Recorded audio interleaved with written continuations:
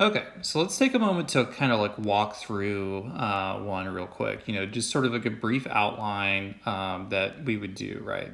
So let's say that I was really interested in, because I'm old school, that I want to pick deterrence theory, right? So that's the theory I'm going to pick. So what is like the history of this theory, right? So that's the first part of the assignment. So what I would end up doing, right, is if I have this history, I know a few things, right? So I know that this is written, in Italy. I'm not going to capitalize because I'm a monster. And this is written at a time where there was a lot of crime and there are no laws. There are laws, but they're inconsistent. They're not really useful. We had like violent punishment.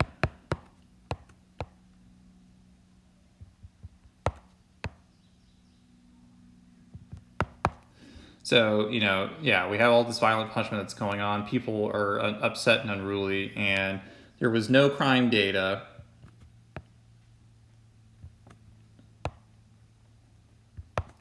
So we don't really have patterns or anything like that, right? So what we would end up doing, since we don't know any patterns or correlates, we don't really have anything to, kind of judge that, right? We think, okay, fine. We also know that later on, deterrence theory was introduced by Beccaria, and he decides that he's going to find a reason as to why people will not commit crime.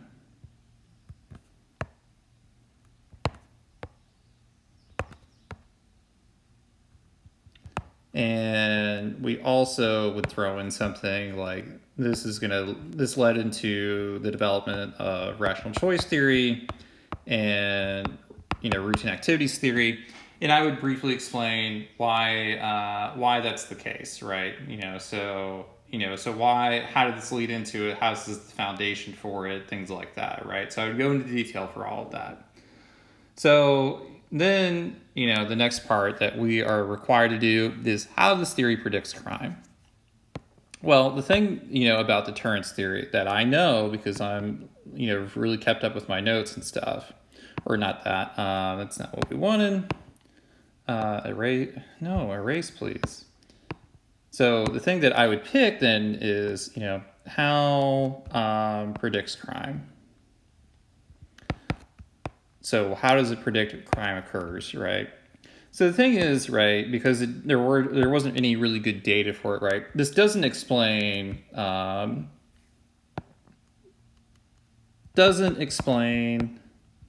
why a crime occurs, because it's not meant to do this, right? We can think of this is that people. This is used for why crime won't occur.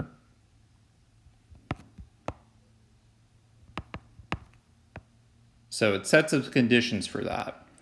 And I also know why crime won't occur. So we can think of this as like a early control theory. So it's predicting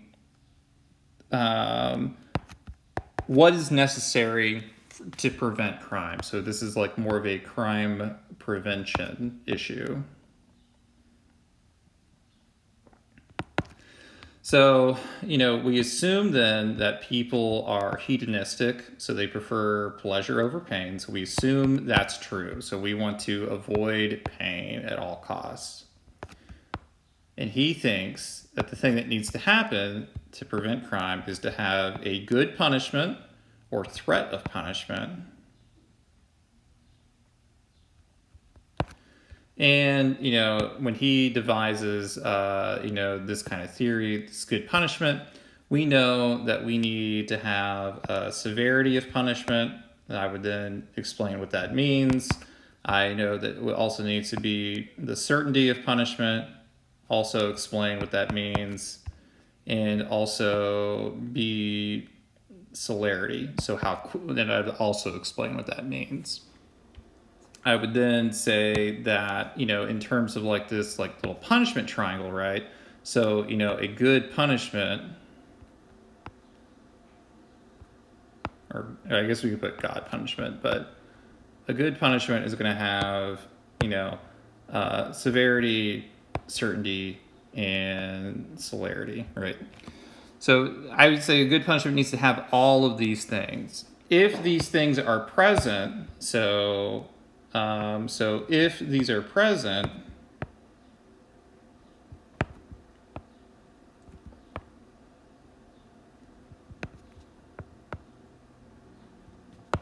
crime is prevented. So let's see, is there anything else that we need to cover there, right? So, I mean, that's kind of like what happens. So it doesn't actually predict crime. It only is a crime prevention kind of strategy, and it thinks a punishment needs to have these elements, right? Now, I would probably, throughout this, right, I'm definitely citing sources that are not the textbook. So articles that I've read, articles that are listed in the textbook, articles that I found myself, we're in making sure that they're relevant, right? That part is really key and crucial. So, we're going to, cite everything that we are not citing the textbook. We are citing articles that are related to deterrence theory. Again, do not conflate this with rational choice theory or routine activities theory. Those are different theories. So that's going to be the first thing I'm going to do, right? So if we looked at, say, correlates, right? So the correlates that I picked from peer review assignment 2. So how does it fit with correlates then? So if we think about like correlates, first thing is that, when this theory was designed, right, there was no crime data.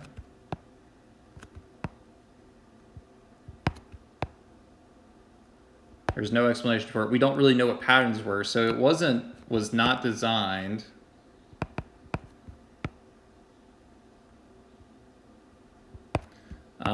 to explain patterns in crime because the data didn't exist.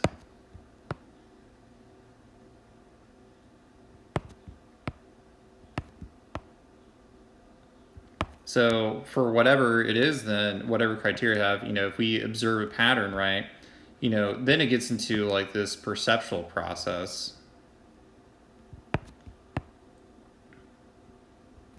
of, how people perceive it. So do men perceive punishment differently? Do youngsters do? Is it something in poverty? And you can interpret that as you will. You can bend it to make it fit an observed pattern, or you cannot, right? But I would say, like, you kind of have to think about it wasn't really designed to do that. It only explains why crime won't occur, so I don't really have to, like, do that kind of thing. So then, we get into this discussion about criteria then. So if I picked some criteria that, that randomly, is it parsimonious? So is it simple? Yeah, we could maybe say that. Is this testable? I would say probably, yeah, right? There are things that we can do in terms of punishment that we can alter. We can see the outcome related to it, right? Now, we do have to think about, is severity testable? Is the certainty of punishment testable? Is celerity of punishment testable, right? All those things are part of it, right? Policy implications, is like another one, right? So can we change anything? Like if we believe that crime is prevented under these conditions, can we do anything to prevent it from happening in the first place, right? And that's something that we can, maybe do, right? Maybe we just make sure a punishment has each of these elements, right? That would be an example of how to do this, right? Or is this comprehensive? Well, it's, designed to be a generic punishment response, but it doesn't really explain why people first start to commit crime. It doesn't really explain why people take breaks in terms of crime, so maybe it's not exactly comprehensive. Because of that, because it's just writing about how you can create punishments that are useful for preventing crime, but there's a lot of things it's not really built to do, and because it was never designed to do that. So, maybe it's not really comprehensive because of that. Or maybe it is because it's, a catch-all punishment that you can apply to anything, right? Maybe that's the criteria that we're looking for. Who knows, right? Again, this is something that you can do, but this is like kind of how you have to do it. And then if we think about policy implications, so what is something that we could easily do? We could create a punishment or a CJ, criminal justice response, that has deterrence elements, and make sure that you give a specific example of that. So what is exactly the specific example for this kind of thing? So what exactly is, should we do in this situation if we change something in terms of the legislature, in terms of like a law and what the prison sentence is going to be, okay, fine. But also you need to tell me what exactly are we looking for here? If we make it more, sentence longer, what example of deterrence theory is that? And how does it account, how do we change the certainty of getting caught, and how do we change the celerity of getting caught as well? So all of those things need to be discussed when you discuss the policy implication. Do not just say, we can create a better punishment. Like, that's not sufficient. I need actual details of what's going to be put into place. Is it hard? Yes. Is it intentionally hard? It's not like anything that I don't think you can do, right? I wouldn't set like an assignment guideline that I didn't think you guys could do. All of you are capable of doing this. It will be a little challenging. You will have to think. It requires some effort, but that's okay because that means you're growing and learning, right? And that's really important. Okay, so hopefully that clarified some details. Any outstanding questions, please direct them to me. I'm happy to answer them because if you're having a question about something, other people probably are too.